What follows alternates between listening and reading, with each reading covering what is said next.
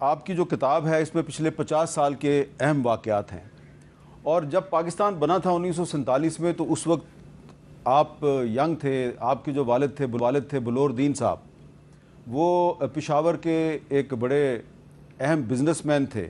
تو وہاں سے گفتگو کا آغاز کرتے ہیں. آپ کی کتاب میں تاج محمد خان کا ذکر ہے جو کہ انڈین ایکٹر شاہ رخ خان کے والد ہیں، اور میں آپ کی یادداشت کو داد دیتا ہوں کہ آپ نے ان کے تمام جو بھائی تھے تاج محمد خان کے، ان تمام بھائیوں کے نام لکھے ہوئے ہیں: میاں محمد، غلام محمد گاما، اللہ بخش، خان محمد، تاج محمد خان. تو آپ نے اس میں کہا ہے کہ ان سب بھائیوں کو خان قیوم کی جو حکومت تھی اس نے جیل میں ڈال دیا. کیا وجہ تھی؟ وہ ان کو جیل میں کیوں ڈالتا تھا؟ اس کی ان سے کیا لڑائی تھی؟ بسم اللہ الرحمن الرحیم. سب سے پہلے تو میں آپ کا مشکور ہوں، شکر گزار ہوں کہ آپ مجھے بلایا. خان قیوم کو ان کے پاس اس وقت 33 سیٹیں تھیں 50 میں سے ہماری پارٹی کے پاس، جی، اور دوسری طرف 17 سیٹیں تھیں. تو انہوں نے اس وقت ان کو دعوت دے دی. اس نے کیا، لیکن آپ کی پارٹی ریفرینڈم تو ہار گئی تھی نا؟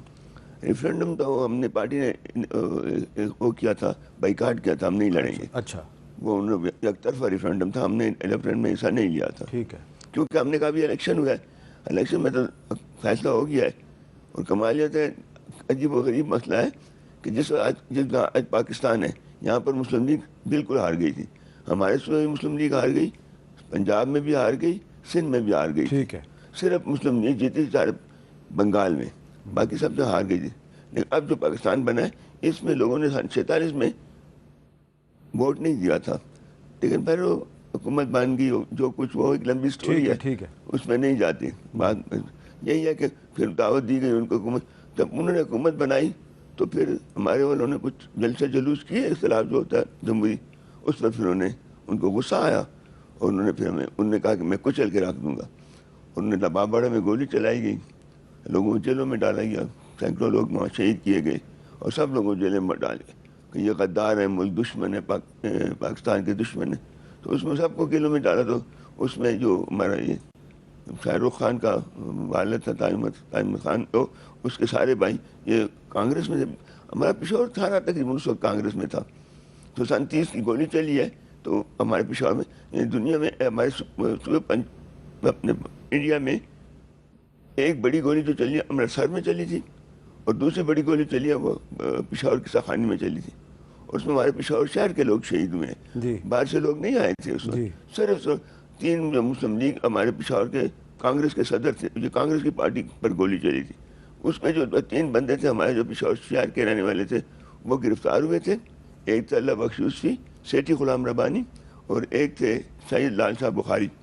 یہ تینوں مسلم لیگ کے لیڈر تھے. تو ان کو ایک تو جو صدر تھے اور باقی اس کے لیے احتجاج ہو رہا تھا کہ ان کو کیوں پکڑا، ان کو رہا کریں. کوئی جھگڑا نہیں تھا، کوئی بندوق نہیں تھی کوئی. اور اس نہتے لوگوں پر پھر انہوں نے گولی چلائی.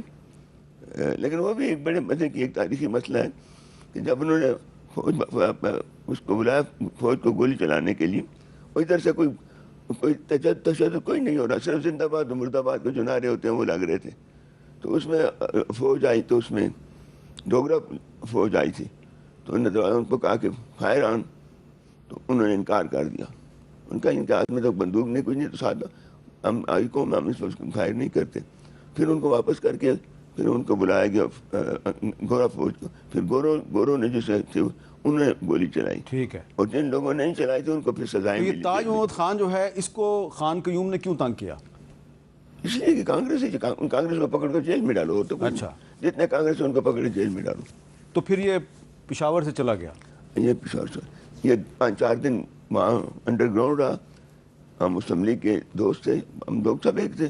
ایک مسلم لیگ کے ان کے دوست تھے حاجی گل صاحب، اس کے بعد ان کے گھر میں رہا شہر کے اندر 5-6 دن رہا. اور پھر اس میں سے نکل کر پھر اس سے یہ 1948 میں چلے گئے؟ 48 میں چلے. اچھا، تو پھر آپ نے لکھا ہے کہ لالا یونس تھے جو پہلے سے ہی وہاں پہ موجود تھے جی دلی میں، تو انہوں نے پھر ان کو لک آفٹر کیا. ایسے ہی ہوا. جو سمدانی صاحب کے بیٹے تھے. جی، سمدانی صاحب کے بیٹے تھے جو. اچھا، اب حاجی صاحب یہ بتائیں کہ آپ پالیٹکس میں کیسے آئے؟ آپ نے کتاب میں لکھا ہے کہ فاطمہ جناح کے جلسے ہوتے تھے تو آپ وہاں پہ پانی پلاتے تھے. وہ ایسا تھا کہ ہم نے دماغ میں کیڑا تو تھا نا. ہمارے والد صاحب جو تھے وہ بادشاہ خان کے بڑے معترف تھے اور وہ کہا کرتے تھے کہ اگر بادشاہ خان نہ ہوتے تو ہمیں آزادی نہ ملتی. بڑی طرح قربانیاں تھیں اس وقت کانگریس کی. تو اس میں پھر یہ فاطمہ جناح کے الیکشن میں ہم تھوڑے ایکٹیو ہو گئے, جوان ہو رہے تھے, تو ہم نے بھی دوڑ کی, دو چار پیسے خرچ بھی کیا, وہ بھی کیا.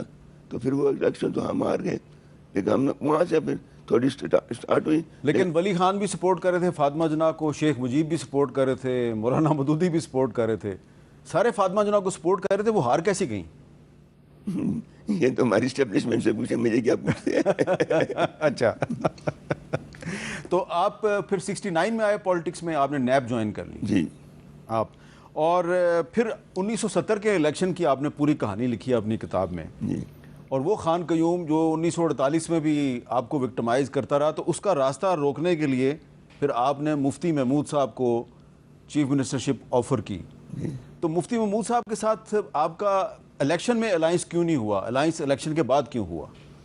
وہ الیکشن سے پہلے تو پھر ہمارا بڑا سخت مقابلہ تھا, ایک دوسرے کے اوپر بڑے الزامات لگائے گئے, برا بلا کہا گیا. تو وہ بعد میں پھر جو الیکشن ہو گیا تو پھر وہ ہنگ اسمبلی تھی, کوئی کچھ سیٹیں ہماری, سب سے زیادہ اسمبلی میں ہماری سیٹیں تھیں, اور 50 میں 13 ہم نے جیتی تھیں, اور 10 قیوم خان نے جیتی تھیں, کہ 9-10, اور اپنا مفتی صاحب نے 3-4 سیٹیں تھیں مفتی صاحب. تو پھر اس وقت مل کے حکومت بنانی تھی, تو ہمارے بزرگوں نے قیوم خان سے مل کر بنانے کی بجائے مفتی صاحب کے ساتھ مل کر حکومت بنائی.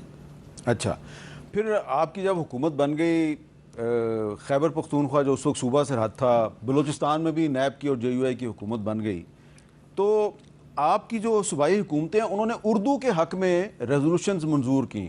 آپ نے کتاب میں لکھا کہ ہم نے اردو کو دفتری زبان بنانے کے حق میں ریزولوشنز منظور کیں, پھر بھی آپ کو ملک دشمن قرار دے کے آپ کی حکومت ختم کر دی, کی وجہ کیا بنی تھی؟ کوئی وجہ نہیں تھی, بس وہ چاہتے تھے کہ یہ چونکہ پرانے کانگریسی ہیں ان کو ہٹا دو اور حکومت اپنے ہاتھ میں لے لو. تو انہوں نے اسی لیے ہٹایا, اور تو کوئی ہماری طرف سے کوئی ایسی بات نہیں تھی کہ جو ہم اس وقت, بلکہ بادشاہ خان نے جا کر اسمبلی میں کے فلور پر حلف وفاداری اٹھایا تھا پاکستان کے ساتھ. اس نے کہا ہم نے, پھر لیاقت علی خان نے سوال کیا what about your Pakhtunistan assembly کے فلور پہ, تو بادشاہ خان نے کہا کہ ہم نے ایک قرارداد پاس کی تھی جو آپ کہتے ہیں کہ ہمیں اپنا جو آپ کر رہے ہیں ریفرنڈم, تو ریفرنڈم آپ پاکستان اور انڈیا کے اوپر نہ کریں, پھر کرنا ہے تو پختونستان کے ریفرنڈم کروائیں. تو وہ کی تھی, لیکن اب پاکستان بننے کے بعد ہم وہ ختم ہو گئی. ہم اب پاکستان کے شہری ہیں, ہم پاکستان کے ساتھ ہیں, پاکستان کے وفادار ہیں اور پاکستان میں رہیں گے. تو بات ختم ہو جانی چاہیے تھی. پھر بادشاہ خان نے, ولی خان نے, آپ نے, سب نے فاطمہ جناح کی حمایت کی, تو اس کے باوجود وہ آپ کو غدار کیوں سمجھتے تھے؟ مطلب نہیں, جیسا میں جو بات ہے, جو وہ پیچھے جانا پڑے گا. انہوں نے ون یونٹ بنایا, اسٹیبلشمنٹ نے ون یونٹ بنایا گیا اس کو صوبوں کو ختم کر کے, اور کہا گیا کہ ایک بنگال ادھر تھے, ایک ادھر, دو صوبے مغربی پاکستان شمال, اور وہ بھی ایک قرارداد پاکستان کے خلاف تھا. قرارداد پاکستان جو ہے اس میں 4 صوبے تھے, صوبوں کا خود فل پروونشل اٹانومی. اب جو قرارداد پاکستان جو لوگ پڑھ سکتے ہیں پڑھے ہیں, اور اس میں یہاں تک کیا تھا جو پہلی قرارداد پاس ہوئی ہے 1904 کہ جو صوبہ چاہے علیحدہ ہونا چاہے صوبہ علیحدہ بھی ہو سکتا ہے. بعد میں اس کو پھر تبدیل کیا گیا 46 میں. 40 میں جو وہ یہ تھی, اور فل پروونشل اٹانومی, آپ کے وسائل آپ کے پاس ہو گئے, صوبوں کے پاس ہو گئے. آج ہمارا اور جھگڑا بھی کچھ نہیں, تمام سیاسی پارٹیوں کے ساتھ ہمارا ایک ہی نقطہ نظر سب کا, پاکستان خوش آباد ہے, سب سالمیت پاکستان کی عزت خوشی اور ہمارے اقتصادیات سب پارٹیوں کا ایک ہی نقطہ نظر ہے. 19-20 ہمارا سب سے ایک علیحدہ بات ہے, اور وہ یہ ہے کہ ہم کہتے ہیں, جو ہم تمام پارٹیوں کہ ہم کہتے ہیں کہ صوبوں کے وسائل, ہمارے صوبے کے وسائل صوبوں کے پاس ہو, عوام کے پاس ہو, وہ باہر کے نہ ہو. آج بھی ہمارا جو جھگڑا میں جو مارا جا رہا ہے یا جیلوں میں ڈال یا ہمیں الیکشن ہروایا جا رہا ہے, اس میں یہی ہے کہ ہم یہ کیوں کہتے ہیں, ہم کہتے ہیں کہ صوبے بھی ہمارا جو صوبوں کی دولت ہے وہ صوبوں کے پاس ہے, عوام کے پاس، یہ نہیں کہ حکومت کے پاس یا میرے پاس یا کسی، لیکن اس میں جھگڑا تھا اور تو مسئلہ کوئی نہیں تھا۔ اچھا اب یہ بتائیں حاجی صاحب، آپ جو لیاقت باغ راولپنڈی کا لیاقت باغ ہے، یہاں پہ جو فائرنگ ہوئی تھی آپ کے جلسے پہ، آپ بھی وہاں پہ موجود تھے، ولی خان بھی موجود تھے، اس کے آپ عینی شاہد ہیں، تو اتنی زیادہ فائرنگ ہوئی تھی، پھر آپ لاشیں اٹھا کے واپس گئے پشاور، وہ فائرنگ کیوں ہوئی تھی اور اس سے جو طاقت کا استعمال تھا، جو وائلنس تھا، اس سے پھر پاکستان کی سیاست پہ کیا اثر پڑا؟ میں سمجھتا ہوں بہت برا اثر پڑا۔ وہ تو ہمارے ہاں تو اس وقت اتنا زبردست ریزسٹنس پیدا ہو گئی تھی پاکستان کے کہ وہ ہمارے ساتھی کہتے تھے اب پاکستان کی سیاست نہیں کرنی، اب پاکستان والے ہمیں نہیں مانتے، اب ہم نے نہیں کرنی، ہمیں بس الگ ہی کی بات ہے، مر جائیں مار دیں علیحدہ ہو جائیں۔ پھر ولی خان بہت سلجھے ہوئے بندے تھے، خدا اگر جس وقت ہم یہاں سے واپس گئے، اگر اس وقت وہ کچھ ایسا غلط فیصلہ کر دیتے تو پھر ہمارے پاس ان کو صرف گولیاں چلانی پڑتی اور کچھ نہ ہوتا، لیکن انہوں نے بڑا سوچ سمجھ کے آرام سے انہوں نے فیصلہ کیا کہ نہیں ہم پاکستانی، ہم پاکستان میں رہیں گے۔